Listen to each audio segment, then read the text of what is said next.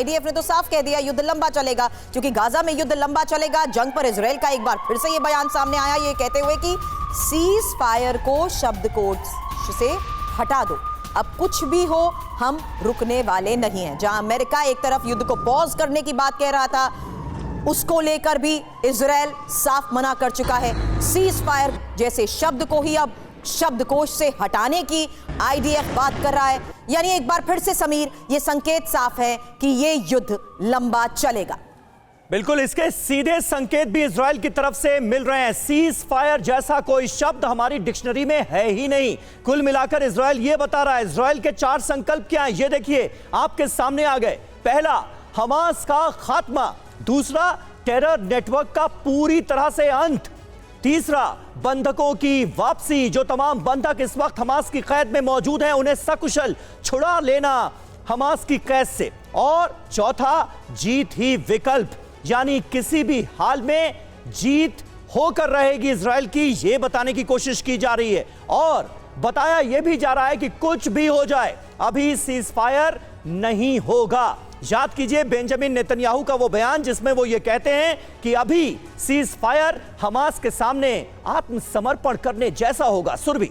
बिल्कुल, लेकिन सिन्हा सर, इन 4 संकल्पों के तहत ही मैं आपके पास आना चाहूंगी, जिसमें सबसे पहली और महत्वपूर्ण बात समीर ने बताई हमास के खात्मे की। वो बात पहले दिन से कही जा रही है।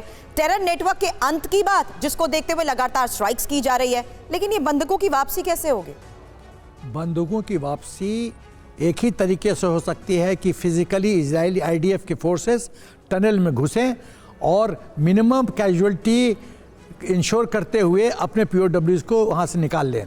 क्योंकि आप ये मान के चलिए कि हमास इतना बुद्धू नहीं है, वो एक जगह पीओडब्ल्यू नहीं रखा होगा। यदि 500 किलोमीटर का टनल है और पूरा नेटवर्क है, जाल बिछा हुआ है, तो वो 20-20, 15-15 की तादाद में रखा होगा पीओडब्ल्यूज को। तो 200 मतलब कम से कम वो आप मान के चलिए कि करीब 20 लोकेशन, 20 से 25 लोकेशन पे उसने रखा होगा।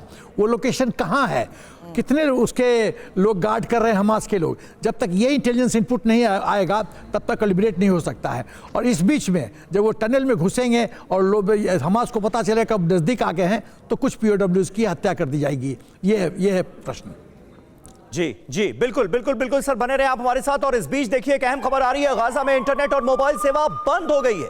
यूएन वर्कर्स को भी यहां काम करने में भारी परेशानी का सामना करना पड़ रहा है। अस्पतालों से भी संपर्क पूरी तरह से टूट चुका है और गाजा में मदद पहुंचाना बहुत मुश्किल हो गया है।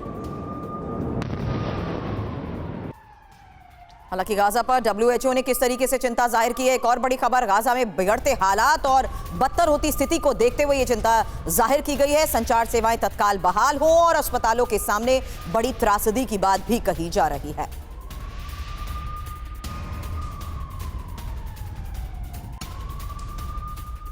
और बड़ी खबर है, हमास के जवाबी हमले पर बोला आईडीएफ, नागरिकों के बीच छिपे हुए हैं हमास के लड़ाके। नागरिकों के बीच से हमास के लड़ाके आईडीएफ पर हमला कर रहे हैं, ये इजरायली डिफेंस फोर्सेस की तरफ से बताया गया।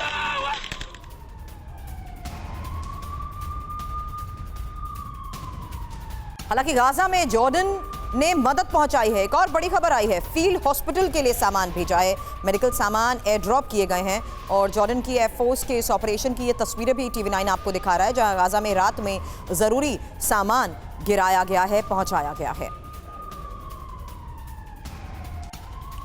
और अमेरिका में इजरायली राजदूत का बयान, आम नागरिकों को बचाने की जा रही है कोशिश, लोगों को नुकसान नहीं पहुंचाना चाहते, ये बताया गया है इजरायल की तरफ से।